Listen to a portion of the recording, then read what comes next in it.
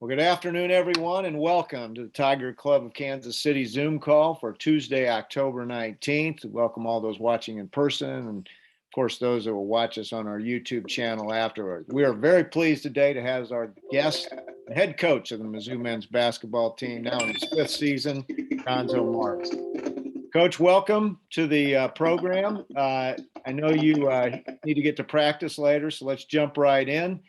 You've added 9 new players from last year, 5 freshmen and 4 transfers. And it sounds like, from what I've been reading, that you're really enjoying this group so far. Yes.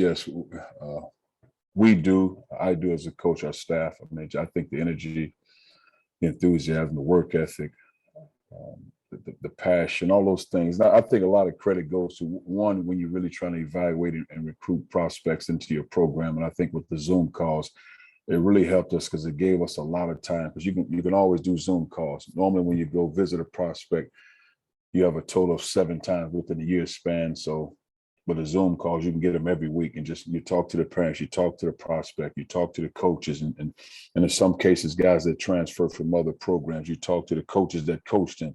And I think it was great to have guys that come from other college programs when you're able to talk to those coaches, because in a sense, they knew those guys were transferring. So you can get great information from that standpoint. But I just think even Javon and Kobe, returning guys and experienced guys, embracing guys, helping them understand what it takes to be successful, the attention to detail, the accountability, all those things that go within our program. So we like the guys, and I think it really started in June and July, helping them understand the level you have to play at more than anything, how hard you have to play, and then the accountability and those everyday things you have to be consistent with it. I want to talk to you about your returnees. First of all, lone senior Javon Pickett. I always feel like Javon brings a great amount of energy when he comes in the game. You've talked since he was a freshman about his work ethic. Even when he's hurt, he plays hard. He's a great leader for your team, isn't he? He is, and unfortunately, last year he missed quite a bit, even though he missed a lot of games. But he played injured quite a bit. In a couple of games, he had to sit out, and that's extremely tough for a guy like him, because he puts so much work into it. He's at least twice a day in the gym, at least, and he's consumed with it. That's why he'll be successful on and off the court, because he has a tremendous work ethic, and that's really helped our new guys coming into the program.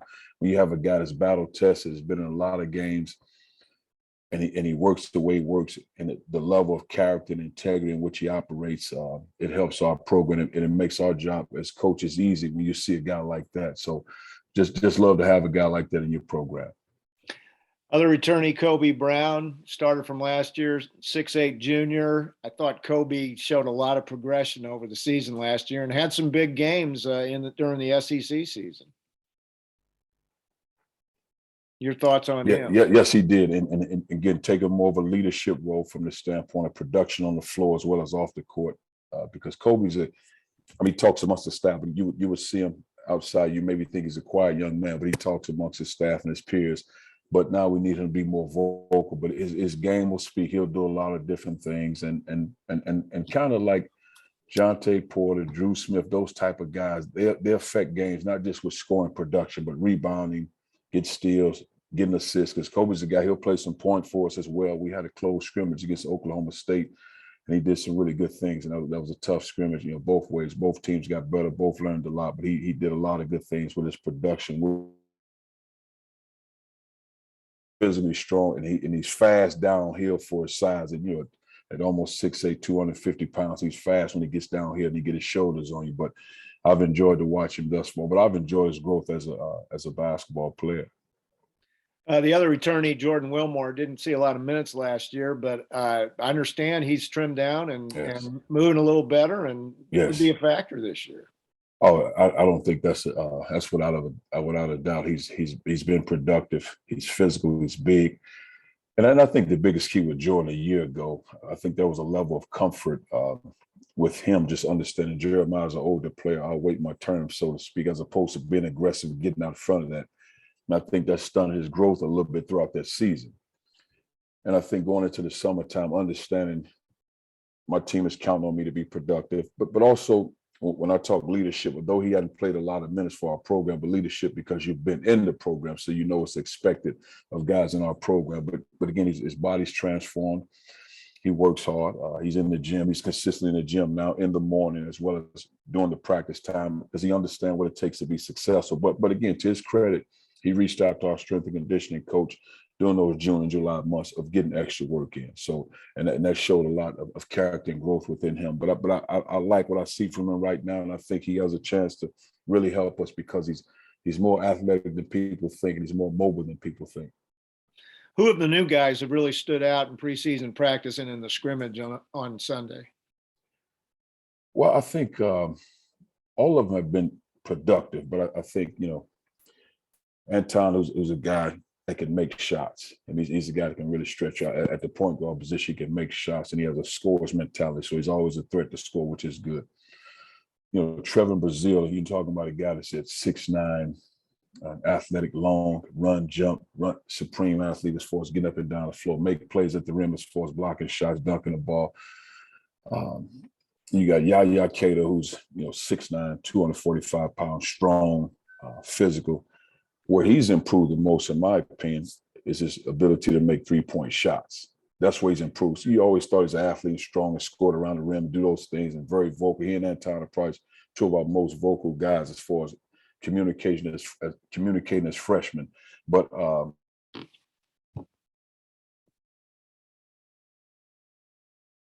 brother, who's a good all-around player, different than Kobe from the standpoint, because he's always been kind of a point guard type of guy. In the sense that like my internet service is breaking up a little bit, so I apologize. But Caleb is probably 6'6", 240 pounds. A guy that is more built as a point. He's always been a point, even though he's a guy, and he makes good decisions with the ball, left and right hand passing. He has good instincts to post you up and do certain things like that. And then Sean Gordon, though he's a freshman, he was in the program.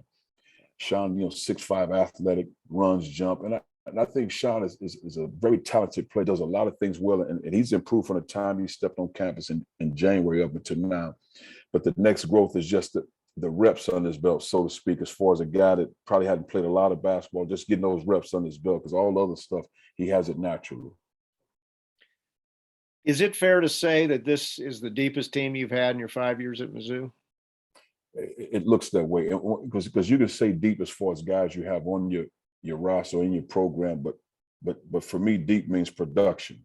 Meaning guys that can play in actual games and be productive on a consistent basis. Like you put a guy in, okay, you don't drop off because he can make plays, but it's certainly a team I would say that has multiple guys that can make plays. Multiple guys that can make individual plays, and I think when you have that, where a guy can get to the rim, make a play, a guy can make a shot. When you have multiple guys like that, I think you're more productive offensively. You can do certain things offensively that you would like to do. But to deep, I would say today, yes, because again, when those guys go against each other in practice, your help defenders have to be ready because a guy can beat a guy off the dribble. Now a guy can make a shot. So and it's not just a guy that's maybe one-dimensional. I'm a driver. I'm just a shooter. Guys can do multiple things, and I think they play with good instincts. Talking with head men's basketball coach Cuonzo Martin. If you'd like to ask him a question at the end of our discussion, please use the chat feature at the bottom of your screen. Cuonzo, I know you've said in the past you like to have interchangeable parts, guys who can play multiple positions, and it seems like this team really fits that description. Yes, and again, like I said in the scrimmage on Sunday, Kobe ran the point for us, probably half the time, because he could make decisions.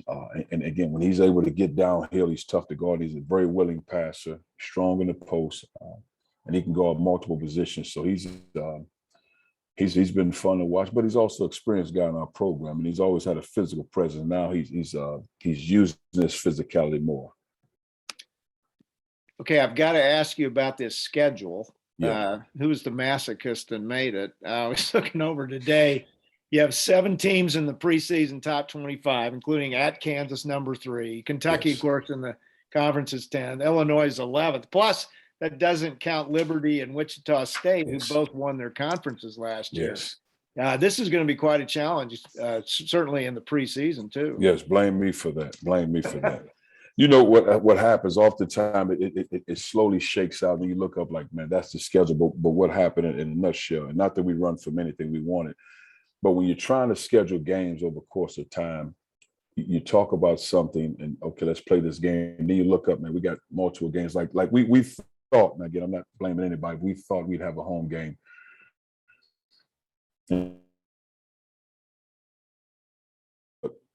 We'll fight and make it work. And then with Utah, we were supposed to play that game my second year here. But for whatever happened, it kept getting pushed around. And so now we plan it now. So when you start looking at it, it's like, how did it happen? Then we did a 4-year deal with Wichita before we even thought about the Kansas series. So now that's in play. So it's, yeah, you can sit there and say, man, what is coach thinking? But the way it all shook out, here we are, and I'm really excited about it. And as our staff, we know it'll be tough, but that's what I'm hopeful, because I like our person. I think the biggest thing for our guys, it's not that we lack talent or anything like that. It's just the camaraderie and togetherness when you plan a schedule like this. They hadn't been together a lot. So what we've done, more than I've ever done in my career, we've played a lot of 5-on-5 in June, July, even up until now, so guys can build relationships amongst each other.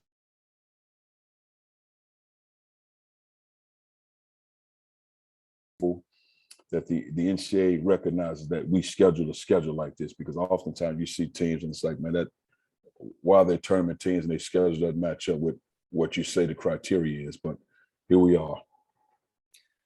That schedule we talked about, the 17th top 25, doesn't include going to the Jacksonville Classic. You're going to play a pretty good SMU team in the first, and you could play Florida State, who's another ranked team in the next round. So yes, well, again, you want to play in the SEC. It means more. So again, I think it's exciting. We're looking forward to it. I think it's a great schedule. If not one of the top 5 in the country, if not number 1, I'm not sure what number 1 is, but. And I think that has to mean something. I think our guys will be ready to battle.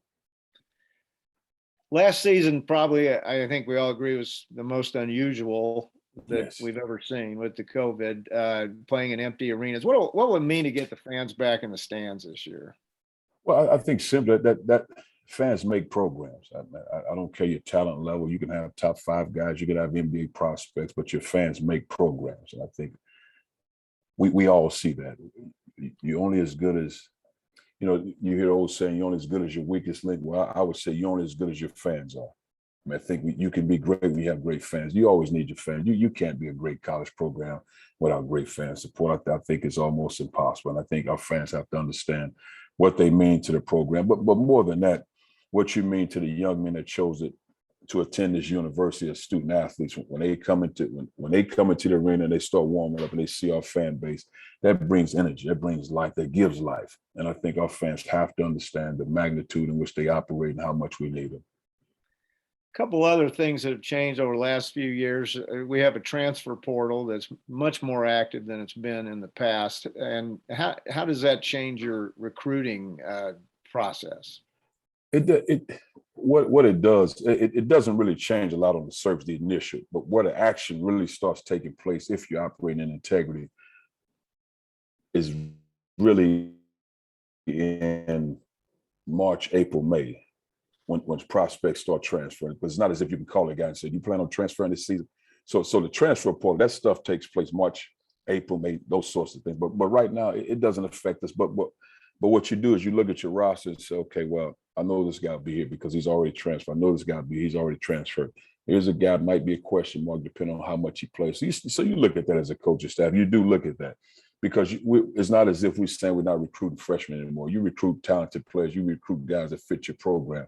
So we don't have a blueprint of, okay, we're only getting this many guys or that many guys. But you like to have a balance in what you're doing. But again, there's always that unknown that a guy could possibly transfer, but it's not as if we walk around worrying about that, because I think more than ever with the transfer portal, what it does, it heightens your awareness, but it also should enhance your relationships with your players and building your relationships with players, not that you didn't before, but just building those relationships. But again, I think like anything, if a young man's not playing, he's unhappy, somebody else say you can play here, that's a decision that you and your family have to make. The other thing I want to ask you about is the name, image, and likeness. And does that come up in discussions in recruiting with kids, or is that just something you can't worry about? Now, Mark, my Zoom froze. You said name, image, and likeness. I wonder how what affects when you're recruiting a kid. Does that come up in discussion? Like, what kind of endorsements can I get? How do you handle it comes up.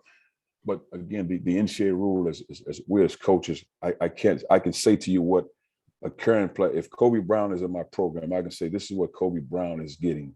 You're similar to player to Kobe Brown. You can say that, but I can't say if you come to Mizzou, you'll get this.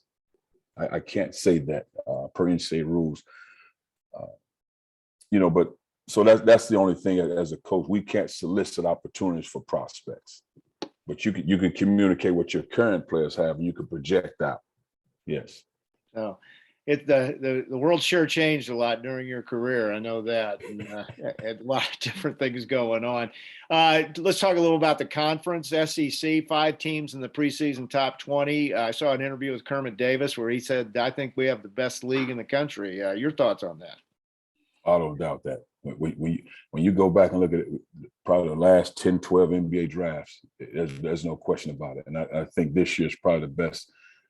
And I've been around it for a long time. This is probably the best I think the SEC has been. I mean, you try 20, 30 years, or date back further than that from top to bottom. You talking about, I mean, I didn't see if the rankings came out. My staff might have said it, but they might have had Georgia and Vanderbilt at the bottom of the league. Vanderbilt got a probably first round draft pick in Scottie Pippen Jr. I mean, so and just tell you the level of league. And I think as a player, there's no other league I would want to play in. I played in a great league, but there's no other league I would want to play in as a competitive basketball player. When you're talking exposure in the SEC network, ESPN, there's no other league I want to play in. When you're talking the numbers of pro prospects, I mean, you can't beat it. We're going to go some questions from our viewers here in just a second, but I wanted to wrap up. We're really excited to renew the rivalry with Kansas this year, and you'll go over to Allen Fieldhouse. I know it'll be a great experience for your guys to play there, but what's it mean to get that rivalry regenerated? I think that is a great one, because anytime you have and I'm saying hate respectfully, that makes sports great when you have that type of rivalry, because I think your fans look forward to it. Of course, they've done a great job as a program, and we're so excited about it. I'm excited right now just to play it, helping our guys understand that level of game. But that's the type of game you don't have to get your guys revved up to playing. They are level, and I think that's what we have to have, and I think that's what makes great programs, great rivalries, great college experiences, those type of games. We're going to go some questions now from our viewers. I'll just read them to you off the chat. First one, Mark Smith went to K-State. Deshaun Gordon came to Mizzou. Was that a trade, or would that happen again? It just out of coincidence. And of course, Coach Weber was my assistant coach when I was at Purdue. We still have a great relationship. But no, there was no exchange at all. There was no communication behind the scenes. There was none of that. It just worked out that way. And just a little insight for you all. Though he is Dejuan, but he goes by Quaye. That's the name he goes by. Quuaye, I think Quaye, or I think Quaue. Yes, I mean that's what he goes by, Quaye. So that's what we call him. But no, he's been great for our program as long as along with Boogie Coleman, Amari Davis, those guys. I mean, Ronnie DeGray, those guys have been tremendous additions to our program, because it's just been a real smooth transition. Well, I saw Quay play at the Big 12 tournament the last couple of years, and he's got some game. I was impressed with him. I like him a lot. He plays a lot of energy, plays extremely hard. One of those guys that never seems to get tired, and it's just fun to be around, because he's also a student. He's one of those guys, he wants to get better, constantly watching film, constantly in the gym. And he's also the type of guy, if he knows Javon is in the gym, he's going to outdo that. He just has a competitive spirit about him, and it's very fun to be around. Another question: do you know if the Tigers are scheduled to play in the CBE Classic in Kansas City anytime soon again? I think it rotates every 3 or 4 years between us, Wichita, Kansas, and K-State. I think that's right. Although yes. I've had Iowa State, I know 1 year or two. Yes. So. Yeah. So I would imagine you're on for the next a couple years away, probably. On yes. That. We enjoyed having your new boss, Desiree Reed Francois, when she first started, and you two know each other from Tennessee. How's your relationship been with her? And I understand her son's going to be a walk-on next year. Oh yes. So he might be the starting lineup. Who knows? No, it's been great. It's just a friendship. We developed a friendship at Tennessee, and our families I would bounce stuff off her for years, just like contracts, whatever it may be. And she would call me about certain things. So just always a family relationship, and it's been good, and just happy to have her on board. And I thought had a great relationship with Jim, and I think she'll do a tremendous job as well. You talked about how tough it'll be going to Allen Fieldhouse. What are the toughest venues to play in the SEC? The toughest venue. Good question, because tough means for me imposing when you walk in that, and I'm trying to answer that as best I can, but I'm not a player, so I don't see what they see now. But like, for example, when I was in school, St. John's Arena was Ohio State's old arena, and then playing at Indiana, those were tough. When I thought, like, because the environment made it hostile, the fans made it hostile, the energy level was so high. For me as a coach, I'm saying it. I don't know what our players think, but in our conference, one would always say Kentucky just because of it. But I think they do a great job. But I wouldn't necessarily say that for me that would be imposing. I think they have a great atmosphere, but I would have to get back to you and have my players answer that, because I like when the students are there early, when I can feel it. Sometimes I go out, I like the energy, I can feel it. So whoever probably has one of the better student sections that's early and hungry and aggressive, I like that. I have a question related to that. Will Vanderbilt ever have their benches on the sides, or how tough is it to coach there on the end zone? I guess. I wouldn't say never, but I don't know why they would change it, because it's unique, and it's certainly an adjustment as a player going into that. If you're not used to it, it's an adjustment. How do you coach on the other end of the court when the ball's down there? Well, for me, it's great, because what happened, I can work both sides now. I can work the baseline, and I can come up the sideline. So for me, it's great. I mean, the officials, they're always on me about it. As far as I'm allowed to go, and sometimes a little more. Next question. Football staff's waiting on a big recruiting announcement tonight. Has there been a time in your career that you had to wait on a recruit's announcement without knowing the pick ahead of time? How'd you spend that day? And were there any last minute pitches to the Oh, yeah, I did. That's why I have no hair and I have gray hairs in my beard, of course. Yeah, it's just a part of it. I mean, just anxious, the unknown, because sometimes you really don't know. Sometimes you get hinted from the standpoint, I think he's coming out of place, so he's not coming out of place. But what I've found strange, and with our youth today, I've probably witnessed this probably the last couple of years, that they'll call you ahead of time and they can make an announcement the week later, and you already know who they're announcing to, as opposed to just waiting in the end. So you got to respect that somewhat, but they want to keep it private. It's almost as I let the cat out the bag. It's us or it's not us, so it just, but they'll call you ahead of time nowadays, and they'll wait a week later and make the decision. So, and I respect that, but yeah, that's part of it, because again, I think when you're making this type of decision, I think, and I say it respectfully, on the men's side and on the women's side, it's different. You for young men, you're probably making the first man decision that you'll make in your life, just the first one. So on the women's side, an adult decision that you're making, and you want it to be the best one. You don't want to make it for the wrong reasons, because this is one of those decisions that can ultimately change your life for the better. Next question. You seem to have a great relationship with Coach Drinkwitz. Do you enjoy having that energy with your colleagues at Mizzou? Oh, yeah. I mean, I think it's important, because the one thing about being in our world, we know how hard it is. I mean, when you're trying to be successful, you do, because the work that goes on behind the scenes, developing student athletes, continue to develop your staff and build those relationships, and everything else that goes with it, like the time I'm spending with you guys. We appreciate all this stuff that we do. So as a coach, you know what you put into it. And what happens is you also understand it's a lonely world in which you operate in. So who can I talk to if I'm struggling? Who can I talk to throw some off on where they're not judging what I'm saying or how I'm presenting it? Where it's a genuine relationship and the response is genuine. Who can I lean on for that? Because I remember my place in the world, because in struggle, I had no one to talk to. And I thought that was very hard.